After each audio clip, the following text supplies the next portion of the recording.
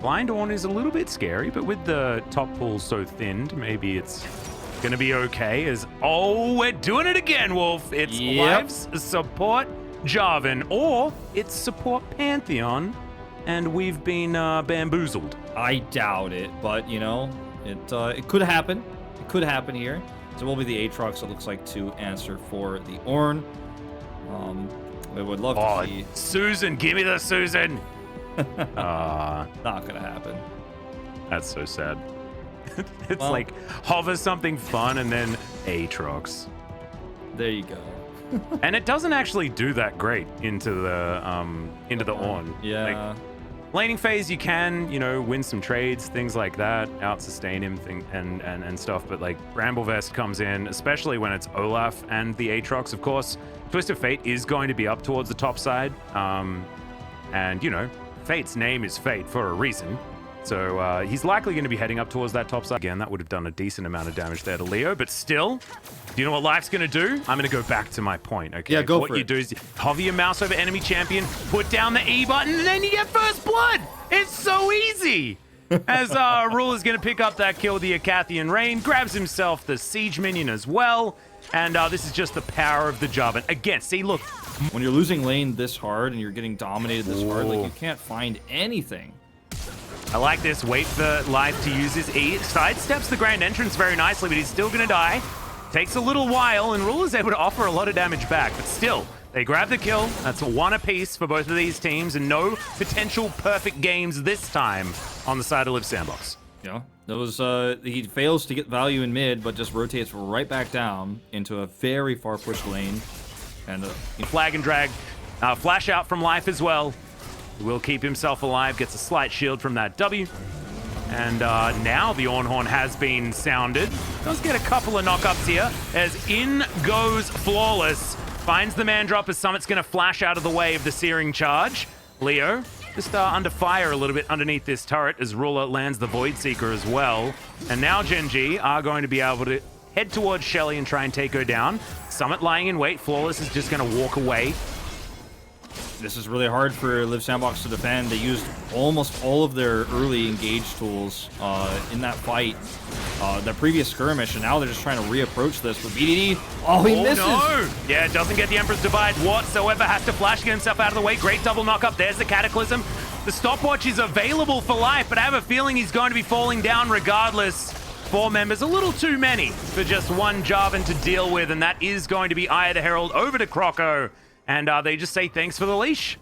As he's going to jump forward, Ruler immediately cleanses, and Fate may have bit off more than he can chew. Immediately afterwards, Ruler gets out with the Killer Instinct, and Flawless locks down the kill, but Ruler's going the wrong direction. Grand Entrance avoided, but I still think he's in a bit more trouble than he wants to be. There's the Supercharge. Buys a lot of time, but he's still dead. Now, there's no more follow-up damage to help save him there. They're going to shove Everett out of here. I don't think you're committing to that one, buddy. He's going to take some poke damage, but ends up being a 1-for-1 here. Really well coordinated, actually, by Gen G, and an impressive dive on the Fate. He's just going to use it to reposition. A teleport comes on forward, and now the Destiny not giving the vision that they wanted. Rascal, we'll see when this Ornhorn is going to sound, as immediately Flawless is just evacuated from Summoner's Rift. Effort also has to leave. Does get to hold on to his life, but will need to go back home. And Gen G, 4v4 now. Croco's taken half of his health bar from the Dragon alone, I believe, as here's the Ornhorn finally. Life goes in. Nice double knock up there from the Ornn as Ruler supercharging, basically unhindered in the backline. Just does it all pretty much by himself. Locks down Leo, and this is exactly what we were talking about. Flawless makes his way back into the fight, and now they're able to take down this dragon very comfortably. Just enough time bought. Beautifully done by Gen G. Yeah, really well played. And this is, you know, we talked about this composition doing well in the late game. It's not just because Kai'Sa scales well in the late game and because ornaments are strong. Typhoon should be coming in relatively soon. There we go. As in goes Life once again. Leo's the one that's put in the baby cage this time as Effort. He's in a lot of trouble as well. Rascal finds the flank. Beautiful aim on the ram, as now Summit was like, maybe I'll go in, and then he's like, maybe not, and then back in with the world ender, but he's stunned up, gets a huge shield, as Ruler's just standing in the front line, and now Olaf, thinking that he's tanky, is absolutely not. Life gets away from Fate, and Rascal does not care about Fate's damage whatsoever. Ruler picks it up with a Void Seeker in the end, and now Fate finds himself as the last man standing. Gen.G, they were down in gold, but effective stats and their value, they were certainly ahead. Oh, as that's just what Ornn does. That's what Ornn does. He gives you those ornaments, but Restless hunger comes through. Fate's gonna have to Destiny for a flank. He's so late. Here he comes. Yep, Summit gets over the wall as well. In goes Fate with his Proto Belt. Cataclysm set up on the backside. And now Leo's just going to be taken down. Ruler gets in with the Killer Instinct. Emperor's Divide onto Summit, who tries to get out of the way and does keep himself alive for a little while, but it's a double kill for Ruler. And now he's chasing after Croco as well. Make it a Quadra as he's looking for the Penta onto Fate. Fate will get out of the way, though, and will deny Ruler his rightful Penta. And he'll have to settle for an Infernal Drake. He'll have to settle for a second Infernal Drake, as the third one feels like it may not be necessary in this. Was also pretty good.